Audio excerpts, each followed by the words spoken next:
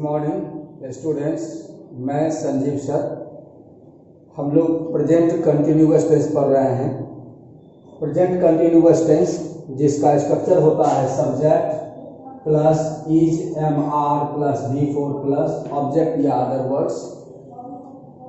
इसमें दो रूल्स हम लोग पढ़ चुके हैं पिछले क्लास में। पहला रूल है कि अगर कोई कार्य स्पीकर के बोलने के वक्त चल रहा हो तो उस कार्य को हम प्रेजेंट कंटिन्यूअस टेंस के द्वारा एक्सप्रेस करेंगे। Action going on eight the time of speaking, उसके लिए हम प्रेजेंट कंटिन्यूअस टेंस का प्रयोग करते हैं। और इस प्रकार के वाक्य में सामान्यतया now, at this time, at the moment या at this moment, at present, currently इत्यादि एडवर्ब्स का प्रयोग होता है, क्योंकि ये सब शब्द at the time of speaking का बोध कराते हैं। जैसे मैं अभी वर्ग में खड़ा हूं। Now I am standing in the class. Now I am standing in the class. वह अभी प्लेटफॉर्म पर हम लोगों का इंतजार कर रहा है। वह इस समय प्लेटफॉर्म पर हम लोगों का इंतजार कर रहा है। Eight this time he is waiting for us at the platform. तो ये इन दोनों कार्यों से यह बोध होता है कि एक्शन किसी व्यक्ति के बोलने के वक्त चल रहा है। दूसरा रूल्स हम लोगों ने पढ़ा है कि टेम्पररी एक्शन को एक्सप्रेस करने के लिए हम लोग प्रेजेंट कंटिन्यूअस टेंस का प्रयोग करते हैं, और अस्थायी कार्य टेम्पररी एक्शन को एक्सप्रेस करने के लिए हम लोग कंटिन्यूअस टेंस का प्रयोग करते हैं। जैसे मैं आजकल बेकार बैठा हुआ हूं। आजकल दीज डेज या nowadays I am sitting idle. इन दिनों वह परीक्षा की तैयारी कर रहा है। इन दिनों दीज डेज या now days he is preparing for the examination. तो टेम्पररी एक्शन को एक्सप्रेस करने के लिए भी प्रेजेंट कंटिन्यूअस टेंस का प्रयोग होता है। अब हम लोग रूल 3 पढ़ेंगे। रूल 3 कहता है कि अगर कोई पूर्व निर्धारित कार्यक्रम या योजना निकट भविष्य में घटित होने जा रही है तो उसके लिए भी हम लोग प्रेजेंट कंटिन्यूअस टेंस का प्रयोग करते हैं। फिक्स्ड प्रोग्राम और plan of the nearest future के लिए हम लोग प्रेजेंट कंटिन्यूअस टेंस का प्रयोग करते हैं। जैसे प्रधानमंत्री जुलाई में पटना आ रहे हैं। प्रधानमंत्री जुलाई में पटना आ रहे हैं। द पीएम या prime minister is visiting Patna in July. यहां देखिए इस वाक्य में कि प्रधानमंत्री के पटना विजिट करने का जो कार्यक्रम है उसका जो समय बताया गया है वो है इन जुलाई। यानी यहाँ पर इन जुलाई जो है वह क्वालिफाई कर रहा है, विशेषता बता रहा है विजिट को। विजिट एक वर्ब है, वर्ब को यह क्वालिफाई कर रहा है, विशेषता बता रहा है, इसीलिए यह हो गया एडवर्ब। और चूंकि यह टाइम का बोध कराता है इसीलिए यह कहलाएगा आपको एडवर्ब ऑफ टाइम। यह कहलाएगा एडवर्ब ऑफ टाइम। तो इस प्रकार के जो वाक्य होते हैं इनमें एडवर्ब ऑफ टाइम का प्रयोग अवश्य होता है। यहां भी देखिए the examination is going to begin on Monday. परीक्षा सोमवार को प्रारंभ होने जा रही है। परीक्षा सोमवार को प्रारंभ होने जा रही है, यानी परीक्षा के प्रारंभ होने का कार्यक्रम निर्धारित हो गया है ऑन मंडे। यहाँ पर ऑन मंडे क्वालिफाई कर रहा है बिगिन को या गोइंग टू बिगिन को, तो यह कहलाएगा आपको एडवर्ब ऑफ टाइम। तो इस प्रकार के जो वाक्य होते हैं इसमें आपको एडवर्ब ऑफ टाइम का प्रयोग निश्चित रूप से होता है। Adverb of time must be used here. जैसे यहाँ ऊपर वाले वाक्य में एडवर्ब ऑफ टाइम हो गया इन जुलाई, नीचे वाले वाक्य में हो गया ऑन मंडे। इसी प्रकार से समय टाइम का बोध होगा तो एट लग जाएगा। दूसरी बात कि प्रेजेंट इंडेफिनिट टेंस में हम लोग पढ़ चुके हैं कि अगर कोई कार्य निकट भविष्य में घटित होने जा रहा हो तो उसके लिए हम प्रेजेंट इंडेफिनिट टेंस का प्रयोग करेंगे। इसका अर्थ हुआ कि नियरेस्ट फ्यूचर के फिक्स्ड प्रोग्राम और प्लान को एक्सप्रेस करने के लिए हम प्रेजेंट इंडेफिनिट टेंस का भी प्रयोग कर सकते हैं और प्रेजेंट कंटिन्यूअस टेंस का भी प्रयोग कर सकते हैं। इन दोनों वाक्यों में, इन दोनों प्रकार के वाक्यों में या दोनों टेंसेस के द्वारा एक्सप्रेस करने पर दोनों में एडवर्ब्स ऑफ टाइम का प्रयोग तो होगा ही, तभी तो यह बोध होगा कि वह कार्य निर्धारित हो चुका है। तो हम उपयुक्त तो दोनों वाक्यों को प्रेजेंट इंडेफिनिट टेंस के द्वारा भी एक्सप्रेस कर सकते हैं।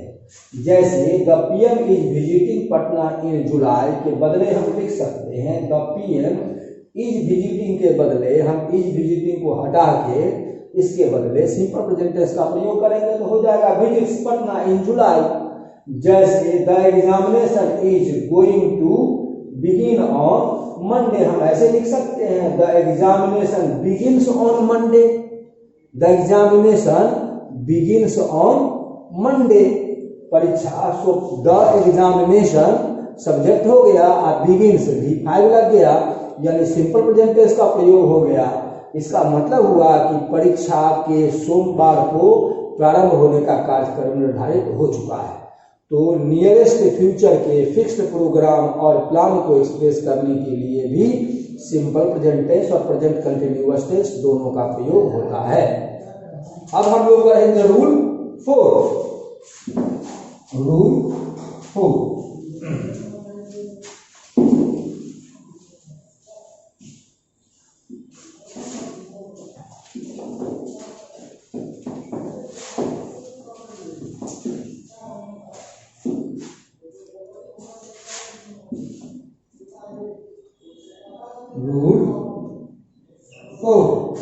रूल 4 कहता है कि इंटेंशन अर्थात इरादा और लाइकलीहुड या प्रोबेबिलिटी तीव्र संभावना के लिए प्रेजेंट कंटिन्यूअस टेंस का प्रयोग होता है। इंटेंशन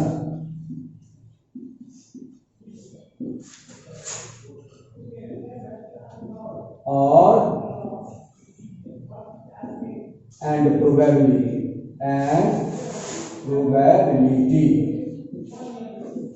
इसके लिए भी प्रेजेंट कंटिन्यूअस टेंस का प्रयोग होता है। जैसे मैं एक दुकान खोलने जा रहा हूं, यानी मेरा दुकान खोलने का इरादा है, इंटेंशन है। I am going to begin या ओपन ए शॉप। वर्षा होने जा रही है, इसका मतलब हुआ कि बादल काफी लगा हुआ है। बादल की स्थिति को देखकर ही स्पीकर कह रहा है कि वर्षा होने जा रही है। It is going to rain. रोगी अब मरने जा रहा है, the patient is going to die now, या the patient is dying now. रोगी अब मर रहा है। रोगी मर रहा है मतलब क्या, वो उसकी स्थिति देख के स्पीकर को लग रहा है कि वो निकट भविष्य में ही मरने वाला है, इसकी मर जाने की संभावना है। तो अगर probability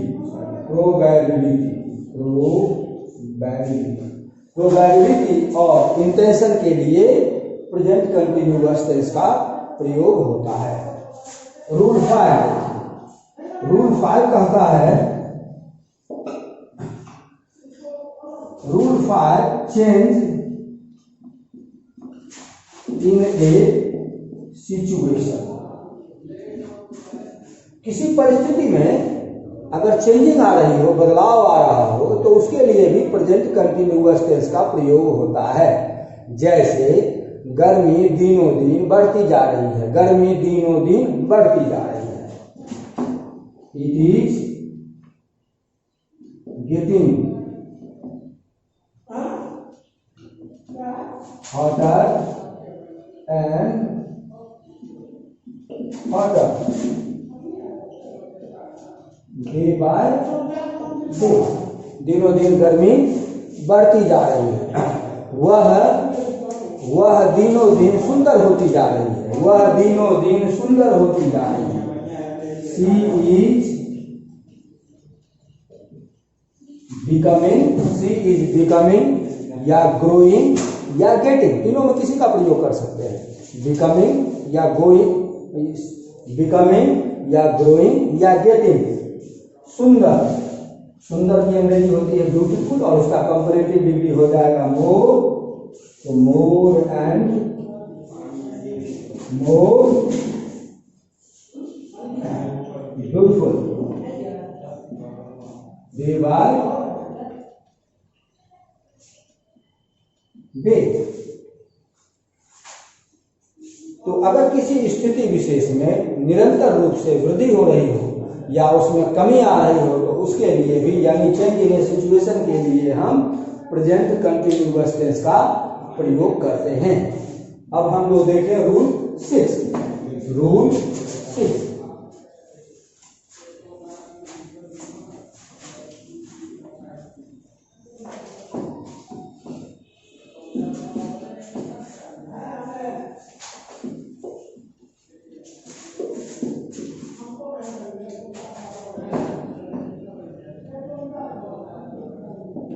Rule 6, something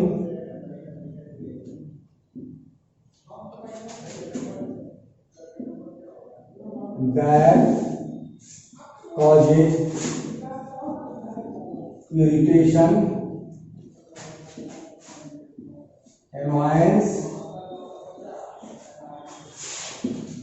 tease, anger, etc. to someone। ऐसी कोई भी स्थिति जो किसी व्यक्ति के लिए नाराजगी, परेशानी, क्रोध, चिंता का कारण हो तो उस कार्य के लिए भी हम प्रेजेंट कंटिन्यूअस टेंस का प्रयोग करते हैं। जैसे तुम हमेशा पैसे मांगते रहते हो, तुम हमेशा पैसे मांगते रहते हो, यानी उसका पैसा मांगना किसी व्यक्ति स्पीकर के लिए परेशानी का कारण है। तो तुम हमेशा पैसे मांगते रहते हो, you are always demanding money. वह अक्सर मुझे चिढ़ाती रहती है, वह अक्सर मुझे चिढ़ाती रहती है। She is often teasing me। तो अगर कोई ऐसी स्थिति हो जो किसी और व्यक्ति के लिए नाराजगी का कारण हो, उसके लिए परेशानी का कारण हो, तो उसके लिए भी हम लोग प्रेजेंट कंटिन्यूअस टेंस का प्रयोग करते हैं। मुख्यतया यही 6 रूल्स हैं जिनके लिए हम प्रेजेंट कंटिन्यूअस टेंस का प्रयोग करते हैं, या कहें कि हम इज, एम, आर और V4 का प्रयोग करते हैं। यहाँ जो मूल स्ट्रक्चर है जो हम लोगों ने देखा वो है भाव का मूल स्ट्रक्चर है। मूल स्ट्रक्चर है subject plus is, am, are plus V4 plus object या अदर वर्ड्स, यानी इज, एम, आर प्लस भाव के चौथे रूप का प्रयोग हम लोग इन 6 प्रकार के वाक्यों को एक्सप्रेस करने के लिए करते हैं। या हम इसे दूसरे शब्दों में कहें तो कहीं भी is, am, are plus V4 का प्रयोग अगर हुआ है तो उस वाक्य से इन 6 प्रकार में किसी भी प्रकार के वाक्य का बोध हो सकता है। इसका ये हो गया आपको अफर्मेटिव स्ट्रक्चर। और अगर हम सेंटेंस लिखेंगे तो वो अफर्मेटिव सेंटेंस हो जाएगा। इसका निगेटिव बनाएंगे तो हो जाएगा सब्जेक्ट के बाद इज, एम, आर, और इसी का निगेटिव बनता है, ऑक्सिलरी वर्ब का ही निगेटिव बनता है, तो इसके साथ लग जाएगा नॉट और V4 प्लस अदर वर्ड्स, ये निगेटिव हो गया।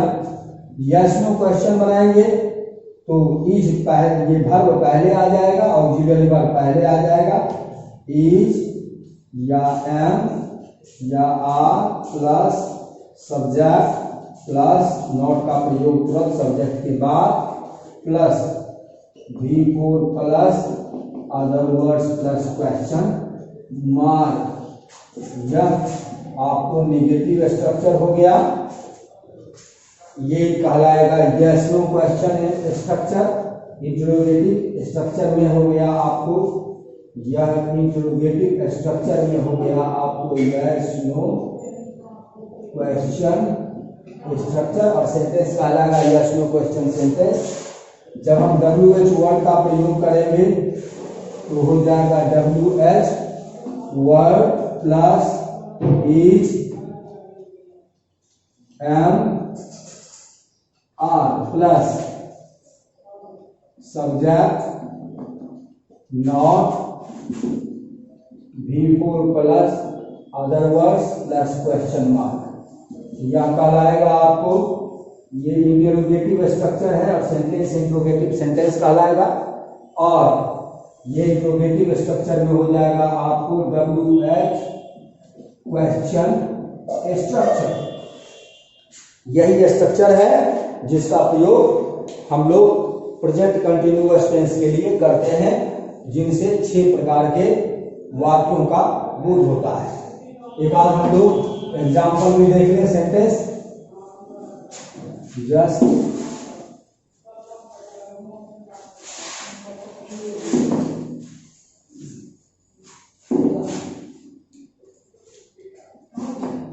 जैसे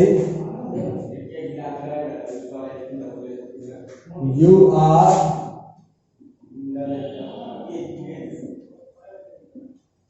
डिस्टर्बिंग मी, ये अफर्मेटिव सेंटेंस हो गया। निगेटिव बनाएंगे तो हो जाएगा you are not disturbing me. Yes no question बनाएंगे, yes no question, yes no affirmative, तो हो जाएगा आर यू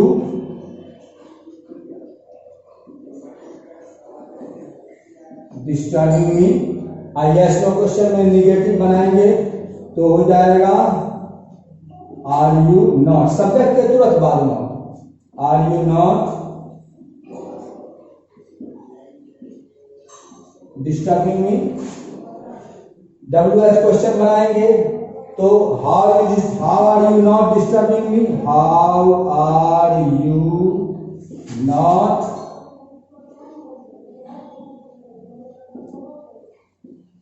डिस्टर्बिंग मी। यहां नॉट हटा देंगे तो यस, ये WH क्वेश्चन का अफर्मेटिव हो जाएगा। नॉट रहेगा तो WH क्वेश्चन का नेगेटिव हो जाएगा। यही है आपको प्रेजेंट कंटिन्यूअस टेंस। अगला टेंस हम लोग नेक्स्ट क्लास में पढ़ेंगे। Thank you.